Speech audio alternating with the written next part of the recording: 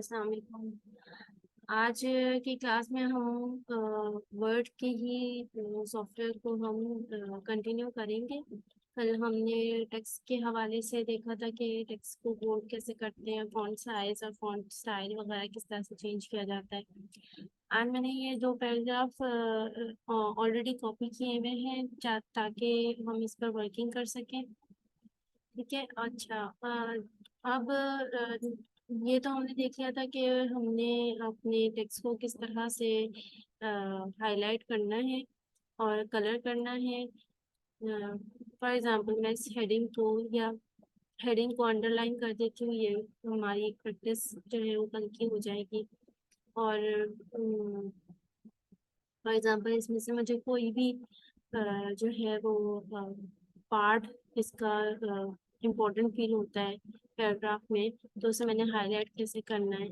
मैंने इस तरह से हाईलाइट करना है। ठीक है, इसको सेलेक्ट किया और फिर इसको हाईलाइट कर दिया, ये हाईलाइट हो। ठीक है, ये कल हमने यहाँ तक किया था। अब इसमें ये है कि अब नेक्स्ट क्या है कि ये आपको मेरा माउस कर्सर नजर आ रहा होगा। माउस कर्सर जो है इससे इसके साथ एक छोटा सा एरो है और इसमें जो है ना डिफरेंट आपको बुलेट्स नजर आ रहे होंगे। ठीक है, इन बुलेट्स को सिलेक्ट करने से ये होगा कि जो जहां आपका कर्सर है या जितना पोर्शन आपने सेलेक्ट किया हुआ है, सेलेक्ट किया हुआ है आपने जो पोर्शन, उस पोर्शन को जो है बुलेट वो बुलेटेड हो जाएगा, उसको टैग मिल जाएगा। या हम जैसे कहते हैं कि पॉइंट्स में लिखना होता है तो बुलेट्स लगा देते हैं। तो उसमें जैसे एक पैराग्राफ ये स्टार्ट हो रहा है हमारा, a computer is a machine and this so on. तो हम इसको अगर बुलेट करते हैं तो इस तरह से हमारा बुलेट लग जाएगा। जो हमारी हेडिंग है उससे एक टैब आगे बुलेट होगा और टैब से एक टैब बुलेट से एक टैब आगे हमारा पैराग्राफ लिखा होगा। मैंने जब आपको वो कंप्यूटर का कीबोर्ड पढ़ाया था तो मैंने आपको टैब के बटन के बारे में बताया था।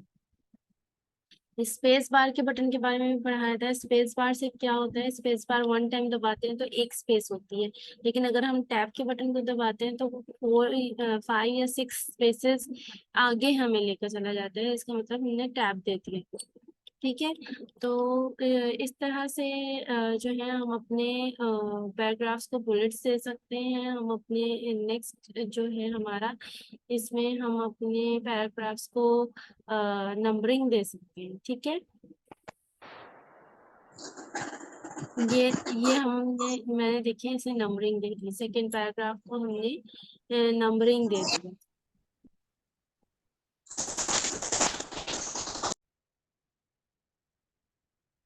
अच्छा, अब नेक्स्ट हमारे पास जो है वो हमने बुलेट्स लगाना भी सीख लिया और हमने नंबर्स देना भी सीख लिया।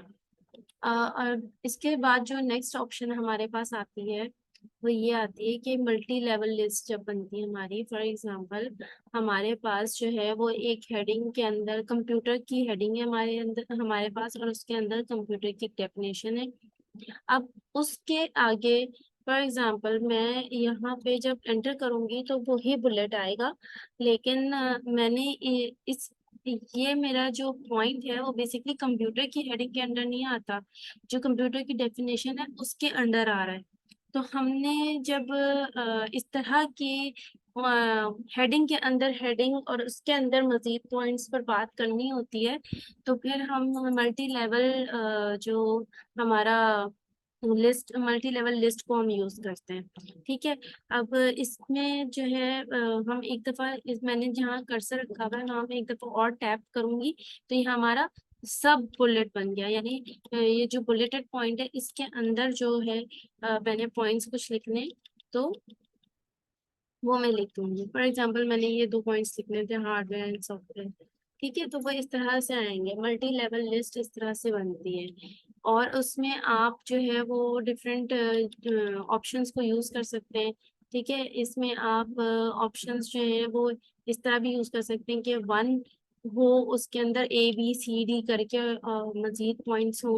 और आप जो है इस तरह भी यूज कर सकते हैं कि वन हो और फिर 1.1 हेडिंग हो, 1.2 हेडिंग हो, 1.3, जब हम टेबल ऑफ कंटेंट्स बेसिकली बना रहे होते हैं तो तब ये मल्टी लेवल लिस्ट हमारे लिए बड़ी कारआमद साबित होती है। जो जब जैसे बुक्स लिखी जा रही होती हैं, तो जब बुक्स में टेबल ऑफ कंटेंट्स तैयार किए जाते हैं, या हमारे जो डॉक्यूमेंटेशन होती है बड़े बड़े प्रोजेक्ट्स की और बड़े बड़े थीसिस की, तो जब उनका टेबल ऑफ कंटेंट तैयार किया जाता है कि ये वाला टॉपिक इस पेज पर है, ये वाली डायग्राम इस पेज पर है, ये वाला पूरा फ्लो चार्ट इस पेज पर है, तो उसके लिए हम ये मल्टी लेवल लिस्ट तैयार करते हैं।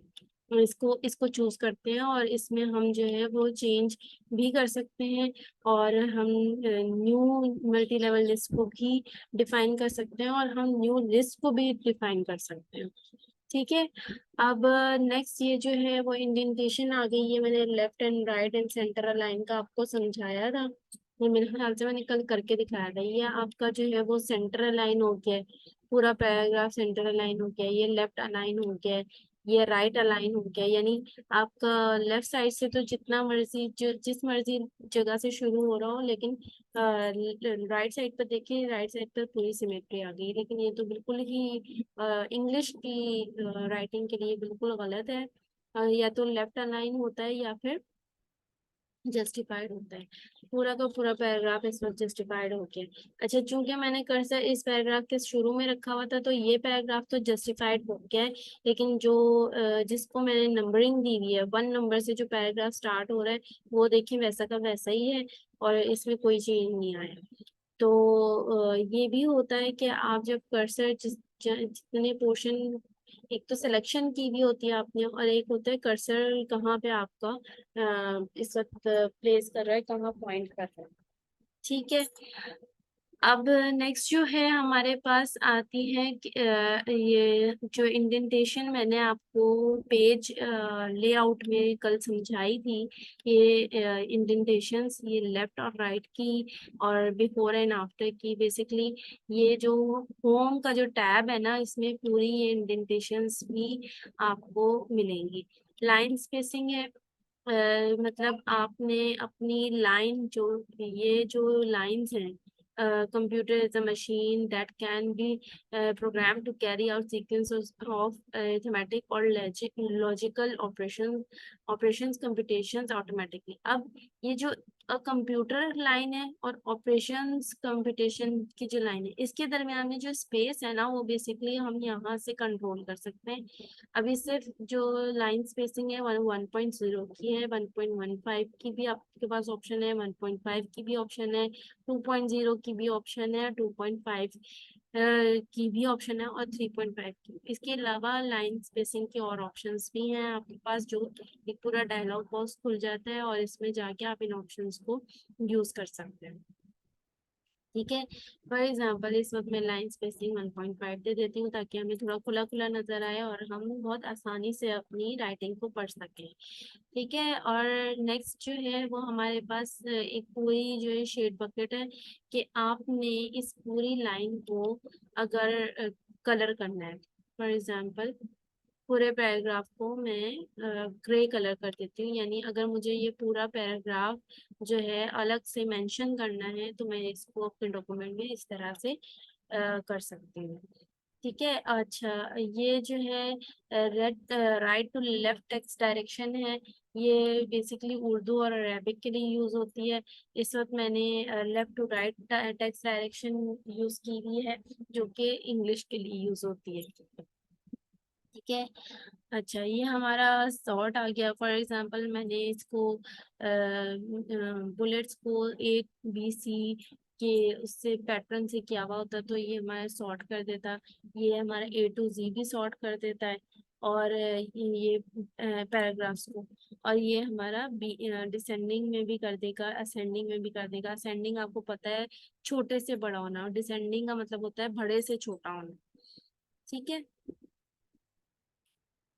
अच्छा, नेक्स्ट हमारे पास जो है वो आ जाता है ये हमारा बेसिकली शो एंड हाइड का एक ऑप्शन है। इससे हमारी जो स्पेसेस हैं, या हम जो एंटर दबाते हैं उसके बाद लाइन कहाँ एंड हो रही है, और हमने कितनी स्पेस दी हुई है, ये सारा कुछ शो होना शुरू हो जाता है जब हम इस बटन को दबा देते हैं। अब देखें, ये जब यहाँ पर ये जो आ रहा है ना, इसका मतलब है कि कंप्यूटर के बाद मैंने एंटर दबा दिया है। ठीक है।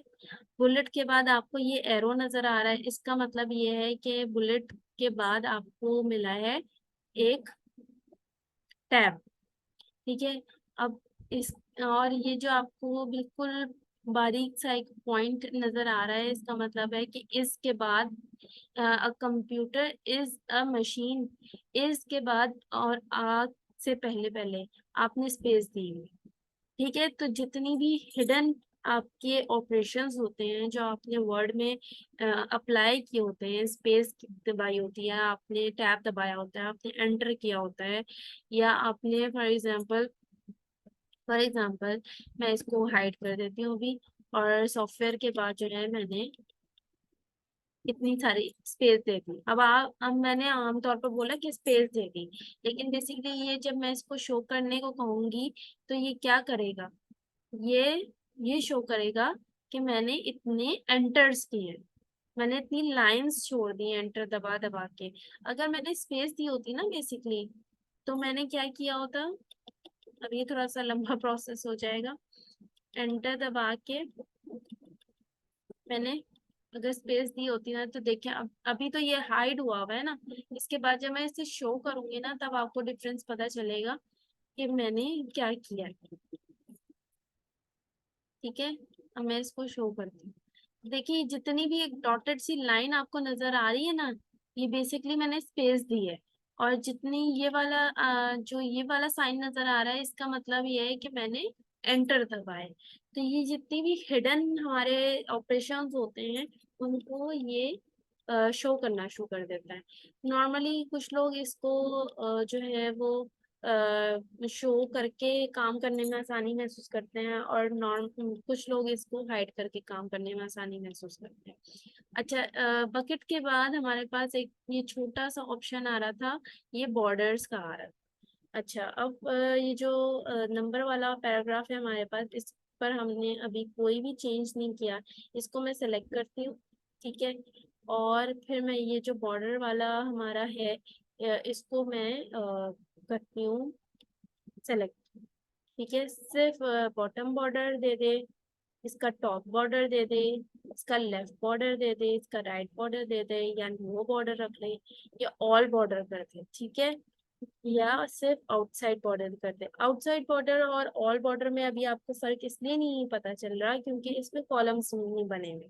इस पैराग्राफ में कॉलम्स नहीं है, वरना जितने कॉलम्स होते हैं या जितनी रोज होती उतना ये बॉर्डर आपको शो कर देता। तो हम ऑल बॉर्डर करें या आउटसाइड बॉर्डर करें, इस वक्त जो है ना, ये या देखें अब इनसाइड बॉर्डर पर मैं लेकर आई हूँ, तो उसने बाहर का बॉर्डर खत्म कर दिया, और इनसाइड उसमें कोई लाइन कोई कॉलम है ही नहीं, कोई रो है ही नहीं। तो इनसाइड बॉर्डर जब है ही नहीं तो वो शो क्या करेगा। ठीक है। Inside horizontal border, inside vertical border, ये सब ये जो है ये बॉर्डर की ये ऑप्शंस हैं। और आप जो है वो हॉरिजॉन्टल लाइन भी ड्रॉ कर सकते हैं, और आप टेबल खुद से भी ड्रॉ कर सकते हैं, और आपके पास जो है वो बॉर्डर की शेडिंग और उसकी जो थिकनेस है, बॉर्डर जो लाइन की जो थिकनेस है या थिननेस है, उसको भी आप कर सकते हैं। आप व्यू ग्रिड लाइन भी कर सकते हैं, लेकिन अभी ये डिसेबल हुआ हुआ है। फॉर एग्जांपल चले अभी हम इसको ऑल बॉर्डर कर देते हैं, तो हमारे पास पैराग्राफ का जितना जो पोर्शन था ना, वो सारा का सारा बॉर्डर के अंदर आ गया है। ठीक है। अब अगर हम इसकी स्पेसिंग, पहले हम इसको देखें, ये बॉर्डर जो है ना बेसिकली इस पैराग्राफ का है ना, तो ये इसके साथ साथ ही मूव करे। ठीक है। अब हम इसमें लाइन स्पेसिंग बढ़ा देते हैं, फॉर एग्जांपल हम इतनी कर देते हैं, इतनी कर देते हैं, तो देखिए बॉर्डर ना एक्सपैंड हो जा रहा है उसके साथ साथ। ठीक है। जितना आप अपने पैराग्राफ को एक्सपैंड करेंगे, उतना जो है वो बॉर्डर के साथ एक्सपैंड हो जाएगा।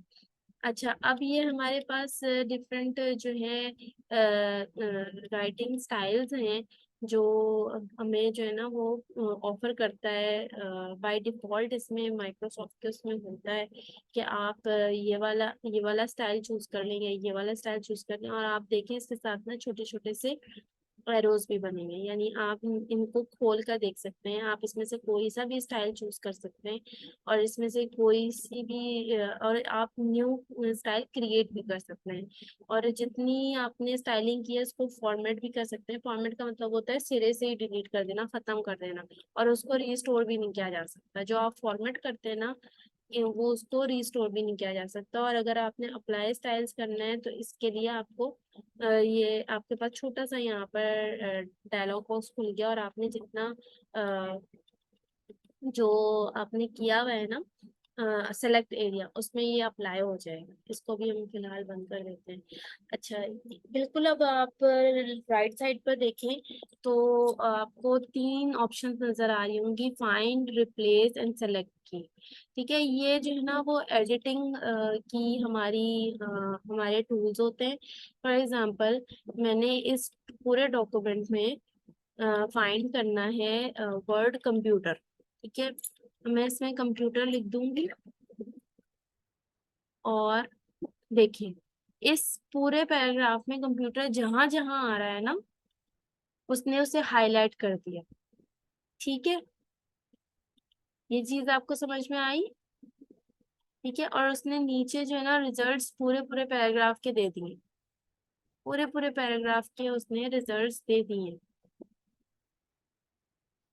ठीक है।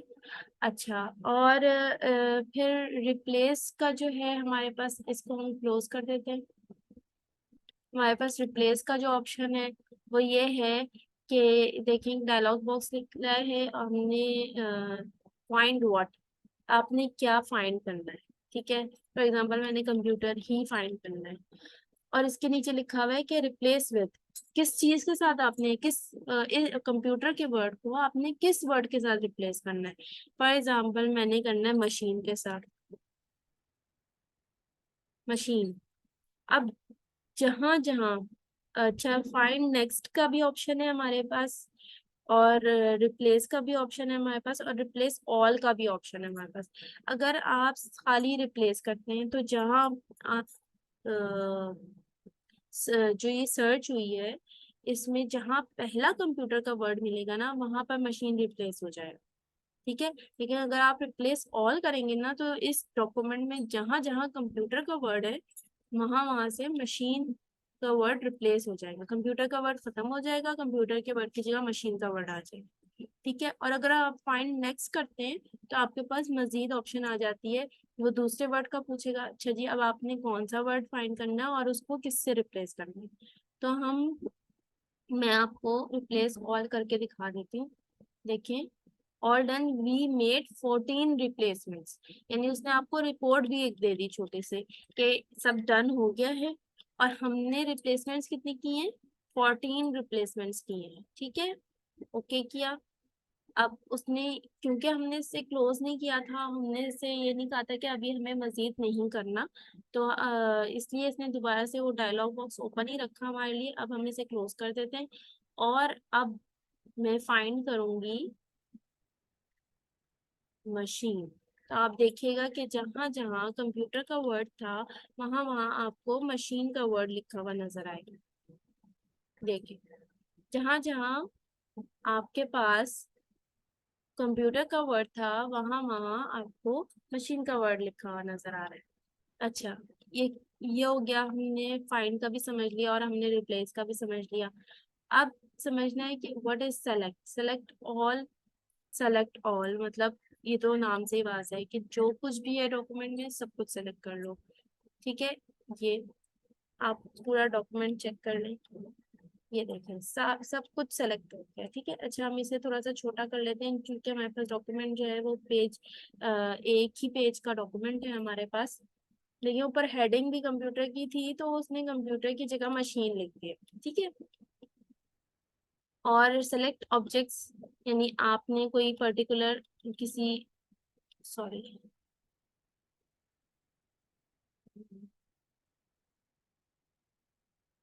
ठीक है, ये तो ग्रे हमने पैराग्राफ को किया हुआ ही था ना। सेलेक्ट ऑल हो गया, सेलेक्ट ऑब्जेक्ट हो गया, यानी आपने किसी खास ऑब्जेक्ट को सेलेक्ट करना है तो आप कर सकते हैं। ठीक है, और select all text with similar formatting, ठीक है, सेलेक्ट ऑल टेक्स्ट आ जाएगा।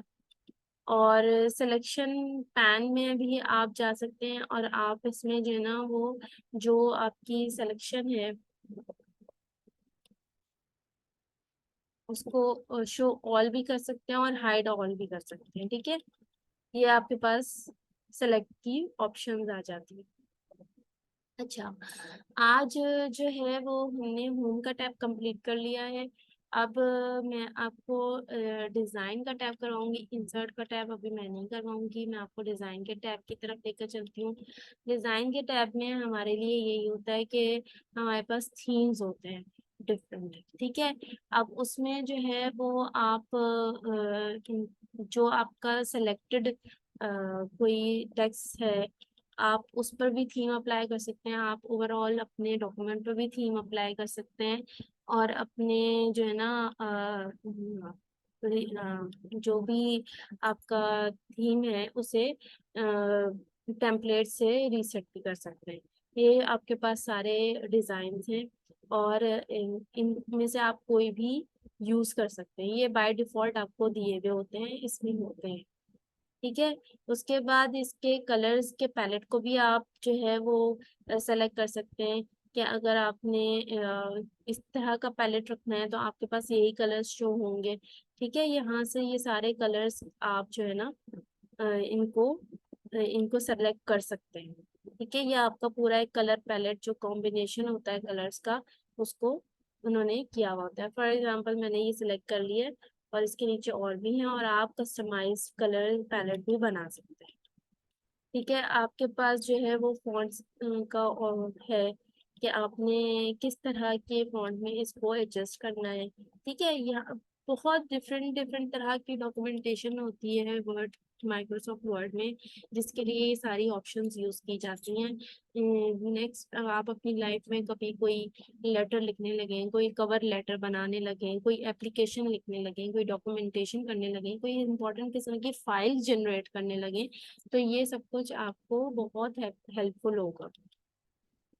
ये पैराग्राफ स्पेसिंग के हवाले से है, ये सारी ऑप्शंस हैं कि आपने पैराग्राफ को कॉम्पैक्ट रखना है या टाइट रखना है या ओपन रखना है। ठीक है, या रिलैक्स्ड रखना है या डबल स्पेसिंग पे जाने देना है। ठीक है, और पैराग्राफ कस्टमाइजेशन पैराग्राफ स्पेसिंग के हवाले से हम ये भी कर सकते हैं कि हम इन दोनों पैराग्राफ्स को इकट्ठे सेलेक्ट करके फिर हम इसके इफेक्ट्स को चेक कर सकें।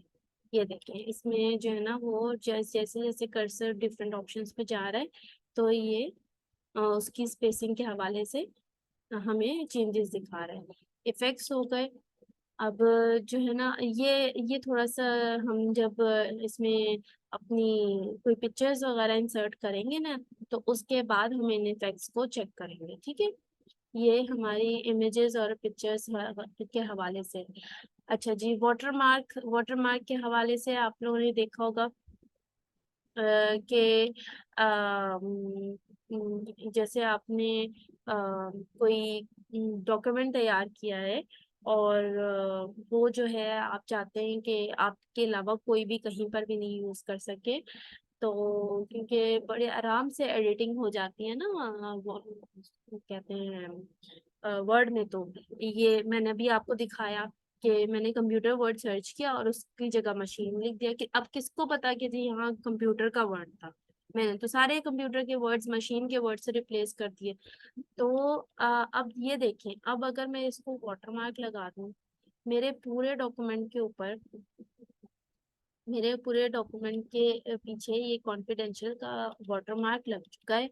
और अगर साथ साथ में इसको सेव एज पीडीएफ कर दूं और उसमें डू नॉट चेंज का जो है ऑप्शन अनेबल कर दूं, तो एक तो ये मेरा बिल्कुल एक मेरा प्राइवेट डॉक्यूमेंट बन जाएगा और इसमें कोई चेंजेस नहीं कर सकेगा पीडीएफ में होने की वजह से। और जब मैं इसमें एडिटिंग भी अलाउ नहीं करूंगी तो ये मेरा जो है ना वो बिल्कुल एक प्राइवेट और ऑथेंटिक डॉक्यूमेंट बन जाएगा और इसे कोई भी चेंज नहीं कर सकेगा और मेरा ये एक ऐसा ऑथेंटिक डॉक्यूमेंट होगा जो मुझे पता होगा कि मेरे अलावा ही किसी के पास नहीं है।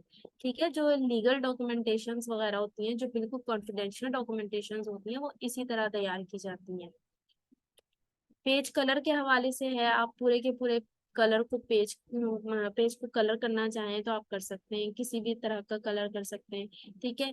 अब लेकिन ये कि ऑब्वियसली आप ये कलर्ड पेज तभी आपके पास आ सकता है, सॉफ्ट कॉपी आपके पास हार्ड कॉपी में तभी आ सकती है जब आपके पास कलर्ड प्रिंटर हो।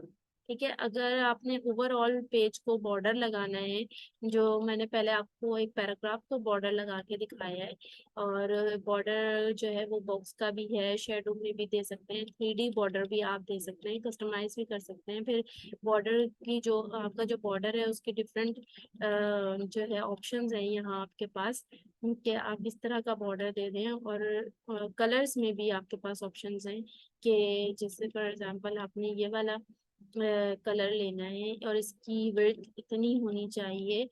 तो और आप ये भी बता सकते हैं कि आपने होल डॉक्यूमेंट को करना है या सिर्फ इस सेक्शन को करना है जो सिलेक्टेड है, या सिर्फ फर्स्ट पेज को करना है, या फिर इस सेक्शन को करना है और इस फर्स्ट पेज के अलावा बाकी सब। ये तो इतनी सारी ऑप्शंस होती हैं हमारे पास वर्ड के अंदर कि हम अपने डॉक्यूमेंट को बहुत खूबसूरत सा जो है ना वो बना सकें। ठीक है। मैंने बॉक्स में कर लेते हैं हम, और इसको ओके कर देते हैं। और मेरे ख्याल से ये पेज को कलर हुआ हुआ है, इसलिए ये हमारा पेज का बॉर्डर नजर नहीं आ रहा, पता नहीं क्यों नहीं नजर आ रहा है, देखती हूँ। बहरहाल आई थिंक ये कलर जो है इसका मैंने बहुत लाइट लिया हुआ है, इसको हम वापस ब्लैक कलर कर देते हैं। ठीक है ना। और बॉक्स कलर, और इसको हम थोड़ा सा कम कर देते हैं। ओके। आई थिंक पेज को सिलेक्ट करना था और मैंने नहीं किया। ठीक है। खैर इस ऑप्शन से हम पूरे पेज को बॉर्डर दे सकते हैं। ठीक है। चलें, अभी पता नहीं है किस ऑप्शन की वजह से आई थिंक ये इसे डिनाई कर रहा है। तो ये था डिज़ाइन, हमारा पेज को किस तरह से डिज़ाइन करना है। और होम का टैब भी हमने कंप्लीट कर लिया था। और इसमें जो है आई थिंक इसने जो है ना इसकी सेटिंग कर दी है। It's okay. Page page layout में जाके पेज लेआउट में जाके भी हम इसको कर सकते हैं। बहरहाल खैर आज के हमारे जो है लेक्चर में यही था। और नेक्स्ट इंशाल्लाह हम वर्ड का हमारा थोड़ा सा टॉपिक लेंथी है। माइक्रोसॉफ्ट वर्ड ऑफिस का जो है वो हमने कंप्लीट हमें नेक्स्ट लेक्चर में भी इसे थोड़ा कंटिन्यू करना पड़ेगा। अगर आपको कोई भी क्वेश्चन हो, आप लोगों का कोई भी क्वेश्चन हो और कहीं से कुछ नहीं समझ में आता, तो आप मुझसे बिल्कुल फ्रीली पूछ सकते हैं। आज के लेक्चर में इतना ही था, इंशाल्लाह नेक्स्ट लेक्चर में मिलेंगे। अल्लाह हाफिज।